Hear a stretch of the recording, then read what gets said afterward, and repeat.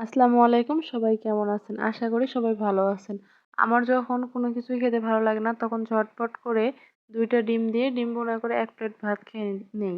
এই ডিম ভুনা দিয়ে আমরা সব রকম খেতে পারি।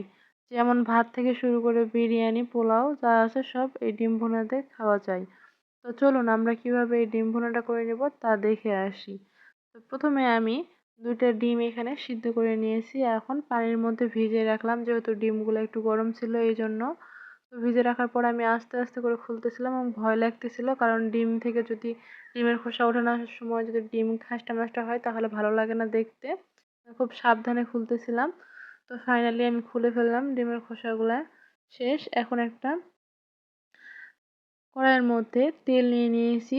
আর যখন তেলটা গরম হয়ে আসে তখন ডিমগুলা দিলাম। দেখুন কিরকম পানির ফোঁড়া উঠতেছিল। আমার খুব ভয় লাগতেছিল। তারপর দিয়ে দিলাম হলুদ একটু, দিয়ে একটু ভালো কড়া করে ভেজে নিব। একবারে একটু কড়া করে ভাজবো, না হলে আবার ভালো লাগে না। কড়া করে ভাজে নেওয়া হয়ে গেলে এটিকে আমরা অন্য একটি বাটিতে তুলে নিব।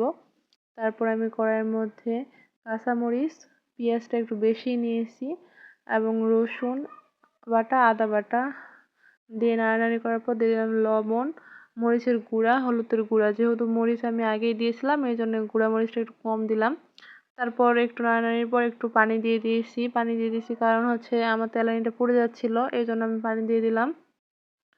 তারপর আরেকটু এখন বেশি করে পানি দিব কারণ একটা মশলার গন্ধ মারার জন্য একটু বেশি করে পানি দিয়ে দিব। তারপর এর মধ্যে আমি দিয়ে দিলাম টমেটো কুচি। এভাবে আপনারা ২-৩ বার ঢাকনা দিয়ে ওঠানামা করে নেবেন।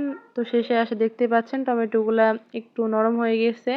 তখন এর মধ্যে আমি আগে থেকে ভাজে রাখা ২ টা ডিম এর মধ্যে আমি দিয়ে দিলাম। দেওয়ার পর আমি এগুলোকে ভালোভাবে নেড়ে দিব এবং যতটুকু পরিমাণ আপনারা ঝোল রাখবেন ততটুকু পরিমাণ দিবেন। একটু বেশিই দিবেন কারণ একটু গরম হয়ে যাওয়ার পর একটু ঝোল কমে যায়। এজন্য একটু বেশি দিবেন। আর এই পর্যায়ে এসে আপনারা অবশ্যই দেখে নিবেন লবণ ঠিক আছে কিনা।